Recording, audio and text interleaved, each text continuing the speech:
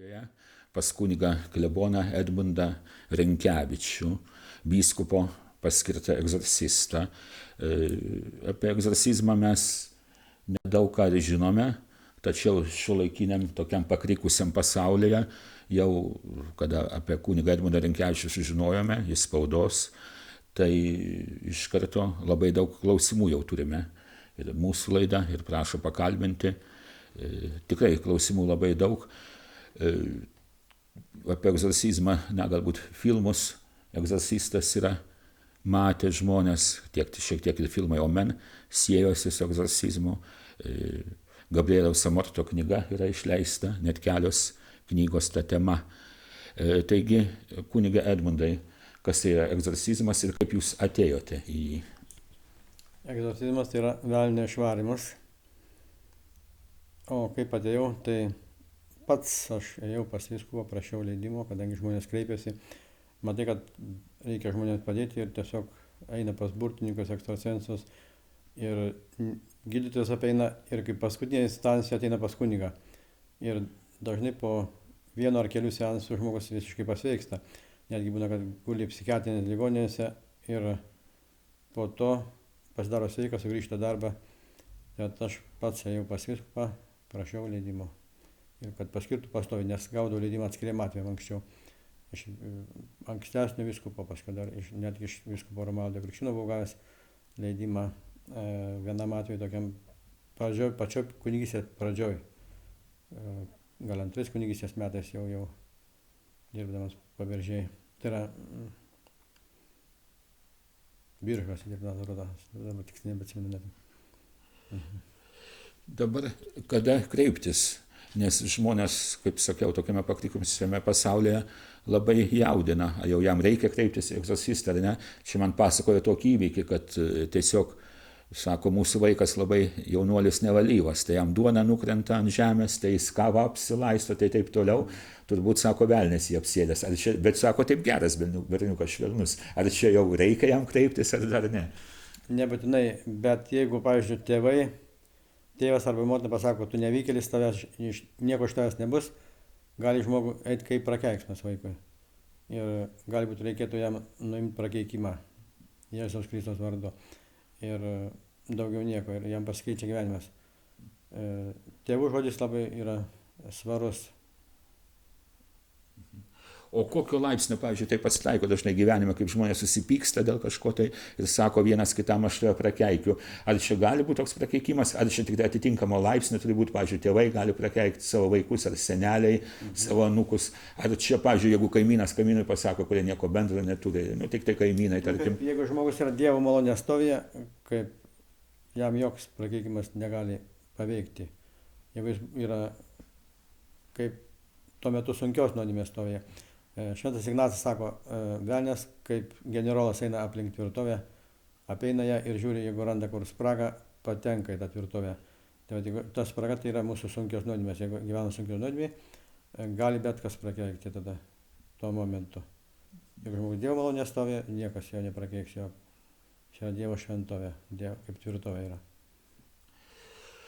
O jūs truputį prieš laidą, mes čia minėjot, kad kaip jau vyksta tas seansas, tai lygiai taip filmas Egzorcistas ir atkuria tuos reiškinius, kad ten galvos sukimasis, visi tie gaunasi. Filme, aišku, viskas yra truputį pagražinta, sutirštinta, galima sakyti, bet viskas tas gali būti.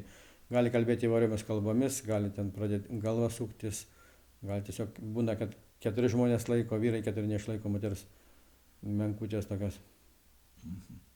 Reiškia, kaip suprasti, velnias yra vis tik galingas šiuolaikiniame pasaulyje. Be galo galingas. Ir jeigu artintus kunigas nepasiruošęs, gali netgi būti blogai. Liūdnos pasekmės gali būti, jeigu kunigas būtų nuodėmės stovis, sakysim, eitų artintus.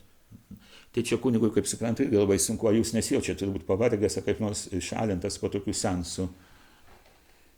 Būna piktosios dvasios atakos. Ypatingai pradžioje, kai mane paskyrė egzorcistą, tai buvo atakos siaubingos. Bet dabar jau viskas. Tai gerai, jūs taip optimistiškai žiūrite, reiškia, turbūt tas irgi labai padeda, manau. O dabar gal tokių bendresnių atvejų, nes kadangi tikrai žmonės labai klausia, yra tokių bendresnių, čia nereikia tikslių, kaip sakant, nei pavardžių, nei, bet gal tokių, kaip atrodo, kad žmonės irgi žinotų, kada kreiptis, kaip vyksta, bendrai savo praktikos tokių, gal galima ką nors. Kaip atpažinti, kad žmogus apsėstas? Taip, kada apsėstas atpažinti. Ir gal kaip vyksta žmonės, galbūt prieš vykdami truputį bijo, kaip čia vyks, kaip čia viskas, kaip kokį vieną kitą tiesiog pavyzdį bendrą. Paprasčiausiai bijo važiuoti pas kunigą egzorcistą, reiškia, artimieji jau turi kaip nors apgauti ar prikalbėti, kaip nors, kad jis tiesiog bijo pas kunigą, bijo bažnyčiai, netgi negali būti bažnyčiai, išbėga iš bažnyčios, užeina keiksmai, užeina tokios mintis, reiškia, kažką nužudyti ar girdi balsus, kad bloga kažką daryti. Taip, kad įvairių požymių. Čia negalima sakyti, kad būtinai tokie požymiai, gali būti ir visiškai nebūti jokių požymių. Žmogus tiesiog būna dieną miega, naktį pradeda naktinį gyvenimą tokį, sumaišo dieną su naktim, kaip sako.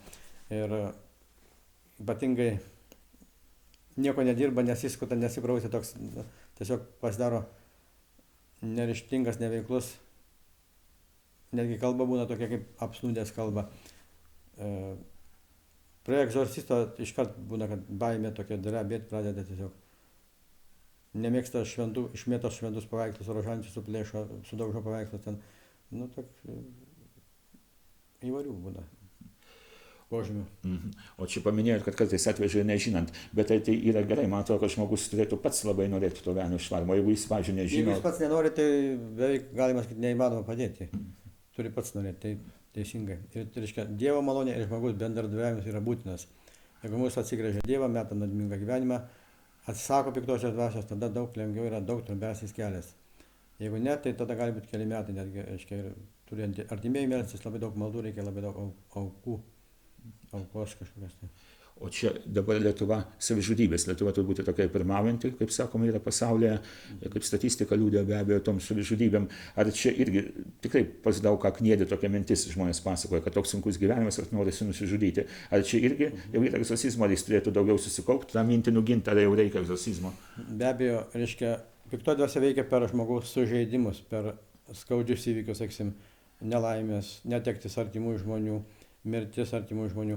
Ir tada, jeigu žmogus yra sužeistas, jis kartais maištauja prieš Dievą, kodėl taip įvyko, kodėl, pavyzdžiui, duktė žuvo ten, sūnus ar tėvai. Ir piktoji dvasia kaip tik per tuos sužeidimus prasiskverbia. Ir dauguma, galima sakyti, savižudybių gali būti piktosios dvasios įtaka. Nebūtinai apsėdimas piktosios, bet piktoji dvasia gali tiesiog per mintis žmogų atakuoti iš išorės, nebūtinai ten užvaldyti jau piktoji dvasia kaip visi žmogų. Jūs sakėt, kad žmonės labai dažnai jūs kreipiasi, tai jau jaučiasi, kad čia laukia žmonės po mūsų interviu, iš karto jūsų laukia, bet vis tiek dar kai kurios vyksta, kaip sakant, einant pas stomatologą, tai jau žinai, kad yra nauji aparatai, naujos priemonės, jau reiškia, kad ten skausmo nebus, jis bus nuimtas, vis tiek truputį pribijo žmonės. Gal bendrai apie tą seansą, kaip jis vyksta, čia labai reikia jo bijoti seanso, ar čia jeigu galima taip ar... Seanso nereikia bijoti, tai yra maldos. O maldas niekada blogo, niekada nepadarys žmogui. Maldos, išlaisvinimo maldos yra. Gal keletą pavyzdžių galima, kaip pavyko, pavyzdžiui, čia, nesakau, nei pavardėm minint nieko, bet tokių, pavyzdžiui, kur pavyko, jūs žinot, kaip yra pavykusi tokių. Gal jeigu nepavyko, gal vienas kitas, gal yra ir toks, aš tai... Būna, kad, reiškia, gyvenę žmonės yra gydėsi psichiatrinės ligoninėse po daug metų netgi. Ir pas vieną moteris pas man buvo, gal važiavo porą kartų ir po to sugrįžo darbą, pasveiko. Yra buvę nuo jogos praktikavimo ne vienas atvejis, kad apsėdimai būna labai stiprus tokie, reiškiasi. O po apsilankimo pas mane viena buvo po savaitės, gal pasveiko visiškai, sugrįžo darbą. Taip kad pasakyta, neturėkite Dievo tik mane vieną. Ir labai pavojinga yra suaugusiam žmogui perėti kitą tikėjimą. Irgi gali būti net apsėdimai. Aš kaip suprantu, tai gali tas pavykti iš karto, o turbūt kartais tęsiasi net labai ilgai. Kiek gali tas ilgai būti, o kada kaip pasiseka, kodėl, pavyzdžiui, pasiseka, kaip atrodo jums iš karto? Priklauso nuo žmogus to noro, jeigu žmogus nori, stengiasi, mesti nuodėmingą gyvenimą, sugrįžti prie Dievo, atsako tai, ką sakai vykdo. Jeigu gydytojas, ką sako pacientas vykdo ir ligonis gali daug greičiau pasiekti, bet jeigu jis gydytojas išrašys vaistus, ligonis nenaudoja vaistų, tai bus ilgai tas tęsis. Taip pat ir kunigas pasako priemonės, kokias reikia naudotis. Malda, sakramentai, ten, sakysim, dažnai išpažintis, jeigu tai žmogus įvykdo, atsako visų tų okultinių, sakysim, būrimų ar kitokių spiritizmo, turi atsižadėti, prieš švenčiausią viską atsižadėti, tada, aišku, galima jam padėti. Jeigu vis neatsižada, nenutraukia ryšių su to veiklas, kokią savo okultinę ar ką, tada ilgas kelias yra. O jeigu žmogus, tarkim, gali nori labai, bet gal velnias stipriai pas jį atsisėdęs, tai tada... Yra, kad, pavyzdžiui, sakai, atsižadėk piktosios dvasios, negali ištarti atsižadu piktosios dvasios. Verkia ir negali atsižadėti piktosios dvasios. Tai yra, tada skaitai egzortus dar kartą ar kitą dieną, trečią, tada jau vis tiek atsižada, kadangi piktosios nepakelia, ją kankinė, jeigu skaitai egzortus. Ir turbūt žmonėms, aš nežinau, kaip čia patarsit, turbūt nereikia lysti tokius reiškinius, kaip visokius burtus ar tai dvasių šaukimas, nes čia turbūt po to labai blogai. Čia velniui turbūt kelias atidaromas į save. Ir ypatingai spiritizmai dabar jaunimas daug praktikuoja ir televizija kartais parodo tokius dalykus, tai tiesiog reklamą padaro. Ir po to važiuoja pas man daugiau tų kandidatų, buvo iš Panevėžio, buvo jaunuoliai atvažiavę irgi, jau paskui pajuto baimę, ten jau tiesiog jaučia, kad kažkas tai jas tarsi seka, kažkokia pabaisa. Tai va, per spiritizmą, aišku, iškviečia piktasis dvasias. Ne žmogaus kažkokio tai žymaus ten ar senelio kokią sielą, bet piktasis dvasias prikviečia. Ir jos neišeina, jeigu tu neišvari jos. Bet truputį nutraukiam, aš minutę, aš pagalvosiu. O lygos yra užkrečiamos. Čia velnio apsėdimas gali būti užkrečiamas tai šeimos nariams ir taip toliau. Ir kitas dalykas, pavyzdžiui, kokios tos nuodėmės gali jau, kad velnės gali pas tave eiti. Ar, pavyzdžiui, keiksmažodžiai, ar abortai jau suprantu didesnę nuodėmę. Nu, keiksmažodžiai, jeigu ten gatvėje kažkur nusikeikia, jau irgi yra pagrindas kažkoks eiti velniui, ar dar čia nesunkios tokios nuodėmės. Piktos dvasios apsėdimas neužkrečiama liga. Ir jeigu vienas žmogus apsėstas, tai kiti šeimos nariai negali būti apsėsti, jeigu jie gyvena nenuodėmingai, per nuodėmingą gyvenimą gali, sakau, per sunkias nuodėmės. Gali būti ir, kaip sakyta, Jėzaus Kristaus nei keikūnai, nei girtuoklai, neis į dangaus karalystę. Tai per alkoholį, jeigu žmogus alkoholikas gali prišaukti piktą dvasią, per keiksmus be abejo, kadangi jeigu meldiesi, Dievą garbina, jeigu keikiasi, garbina piktą dvasią jau šėtoną ir jam atiduoda save. Tai va, per sunkias nuodėmės, aišku, per abortus, jeigu moteris daro ten kelis abortus, sakysim, nuodėmingai gyvena, nedaro atgailos, gali piktoji dvasia irgi apsėsti. Reiškia, reikalinga būtinai išpažinti nuodėmes, jeigu jau pasitaiko, ir stengtis grįžti prie nenuodėmingo gyvenimo, tada ir piktoji dvasia nebėra ko veikti tada. Jeigu neturi nuodėmių, tiesiog piktoji dvasia jau žūsta. O vis tik turbūt susitaikymas su Dievu būtinas kažkoks tai gyvenimas su Dievu, nes, pažiūrėjau, kiti žmonės, kurie sako, mes labai gerai žmonės, jie bent jau motyvuoja, bet be Dievo ne jie bažnyčias per daug lanko, aplamai turbūt net nelanko, bet jie sako, mes nieko blogo nedarom, bet vis tiek pas juos kažkas pikto, jie jaučia, kad kažkas pas mus viduje atsirado, bet ar jiems galima, ar jie pirmiau turi susitaikyti su Dievu, kažkaip įvykti, kad bendravimas su Dievu vyktų, ar, pavyzdžiui, jiems galima, jeigu motyvuoja, kad mes nieko blogo nedarom, čia atsitiktinai įvyko. Jeigu neina bažnyčia, tai kad ir nėra sunkių nuodėmių, štiek, vakumo nėra, kaip jeigu nėra Dievo dvasia negyvena tavyje, piktoji dvasia gali. Ir sako, aš tikiu, bet į bažnyčią neinu. Velnias tiki, kad yra Dievas, bet yra velnias vis tiek. Reiškia, būtinai reikalingas, kas Kristus sakė, kas išpažins mane žmonių akivaizdoje, tai aš pripažinsiu savo dangiško tėvo akivaizdoje. Tikėjimą mes turime ne tik savyje turėti, bet ir išpažinti, praktikuoti tikėjimą, praktikuoti sakramentus. Tai yra Dievo įsakymo kelias ir sakramentų praktika yra geriausias apsauga nuo piktosios dvasios. Dabar jūs vis tiek domitės egzorcizmu, be abejo, kaip jis pasaulyje, vis tiek vyksta kažkokie tai kongresai, simpoziumai, turbūt gal jūs dalyvavote kažkur tai. Taip, vyksta ir pasauliniai seminarai būna ir dabar buvo Europos teko dalyvauti Šventakavoje. Europos egzorcistai visi. Tai čia egzorcistų vis tiek pasaulyje yra turbūt toks yra kiekis, nes kadangi reikalingos jų labai. Yra, bet nepakankamas kiekis yra. Pavyzdžiui, sakysim, Italijoje ten yra 1000 burtininkų, egzorcistų labai nedaug dar yra. Ir iš vis Italijoje dar daugiau yra, bet kitose šalyse dar mažiau yra. Ypatingai dabar toj postkomunistinėse šalyse labai yra mažai, dabar tik pradeda ruoštis egzorcistai. O dar grįžtant prie to, kaip visi galbūt ir bijo, ir gerai, kad bijo, kad ta blogoji dvasia neeitų. Pavyzdžiui, tokie tikėjimais kažkokiais, tarkim, horoskopais, kad ten katė perbėgo kelią, panašiai tokiais visokiais dalykais. Aš suprantu, tie burtai, kada tu šaukiesi jau ten dvasias, va, kaip Panevėžio atvejis minėtas, jau čia yra labai sunkus. Bet tokie, va, kada tu katė bijai, kad jo perbėgo kelią, kokie horoskopai, kurie truputį man į humorą kelia, nežinau, nieko ten. Ar jau čia gali atvesti į tikėjimas burtais, horoskopais, tai yra tarsi paniekinimas Dievo, kadangi Dievas turi būti virš visko, kaip piramidės viršūnėje, viršuje. Jeigu tu tiki kažkuo, tai reiškia, Dievas tarsi nustumia apačią, o Dievas nelieka apačioje. Reiškia, virsta žmogus gyvenimas.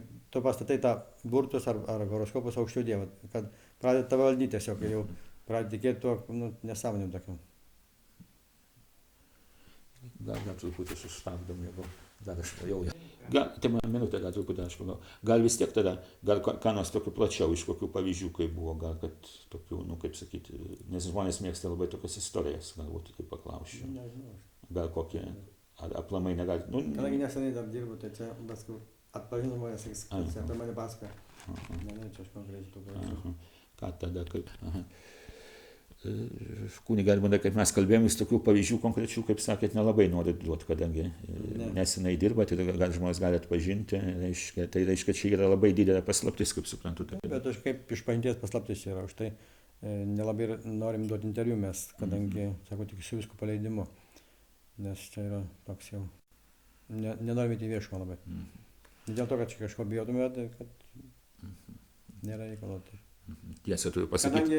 Kadangi kartais, kai žmonės pamato tas laidas arba paskaito laikraštį, tuoj pradeda įtarinėti, kad gal aš apsėsta, tad važiuoju kokias senutės, sakys, eina visą gyvenimą į bažnyčią, meldžiasi, o tai gal man čia velnės jau yra, kad žmonės įteigia savo tiesiog. Ir galbūt iš kokių 100, kurie pas mane kreipiasi, kokie 3 tik tai būna iš tikrųjų apsėsti. Tiesa, aš noriu pasakyti, kad mes čia kaip pas kunigą Edmundą Rinkevičių atvažiavom į Ramygalą, tai skambinau vyskupui, jo ekscelencija Jonui Kauneckui, Panevėžio vyskupui, konkrečiai tiesioginiam vyskupui, reiškia kunigo Edmundo, ir leidimą mes gavom. Ir vis tik dabar, kaip sakėt, žmonės kai kurie nenori kreiptis, galvoja, gal per daug kreipiasi, yra tokie, reiškia, leksistai, kaip čia pasakyti, reiškia, bet turbūt yra gal, kad kam ir reiktų kreiptis, aš nežinau, gal vis tik matau, kad gal daug reikia kreiptis, gal geriau, kada kreipiasi, nors nereikia, negu nesikreipia, jeigu reikia. Taip, yra žmonės tylus, ramus, toro gyvena tenai, uždeda tokį gyvenimą, gali būti, reiškia, ir tas neveiklumas, neryžtingumas irgi piktosios dvasios. Būna netgi badavimas, dabar jaunimo tarpe ypatingai paplitęs toks. Tai irgi iš piktosios dvasios būna, kad jis po keletą seansų praeina ir tas noras badauti. Piktoji dvasia teigia, kad reikia badauti, kad tu dabar šventas būsi. Ir tas perdėtas šventumo siekimas irgi gali būti piktos dvasios įtaka.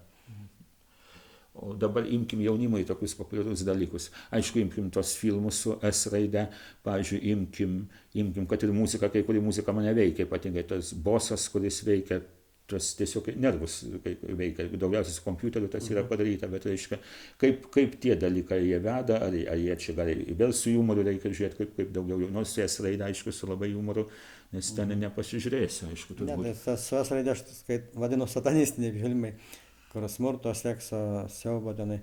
Ir dažnai yra tokių, labai atrodo, nekaltų scenų. Aš vieną kartą žiūrėjau tokį filmą, atrodo kaip vaikam pasaka. Ten rodo vaikai, ten žaidžia, jos puola, ten tokias, vinio aplinkojas, tokias lianos, ten įtraukia jas. Bet paskui parodo pabaigoje namelį, ir namelį tam užsidega toks šviesos ratas ir vaikas sako, atsiduodu tamsos jėgai.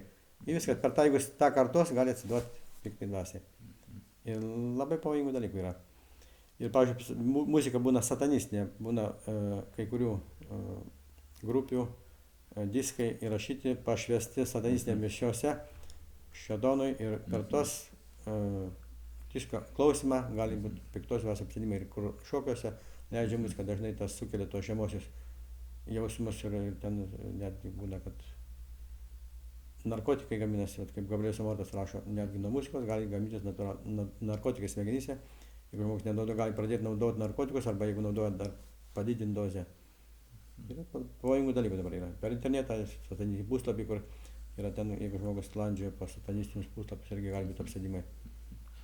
Aha. O tas dabar, aišku, šeimos labai aktualus visame pasaulyje, truputį grįžimas prie šeimos, ta tendencija vyrauja, tai turbūt sveikintina tendencija, o kaip va tas mėtymasis, nu, žmona, keičiamos vyrai ir panašiai, tas irgi turbūt gali atvesti į tokį blogo ėjimą pas tave. Be abejo, taip, toks nuodėmingas gyvenimas, tai sakiau, bet koks nuodėmingas gyvenimas, nuodėmėje ilgą laiką žmogus, tai yra jau atviras durys šatonui. Nežinai, kokią akimirką gali tas ateiti.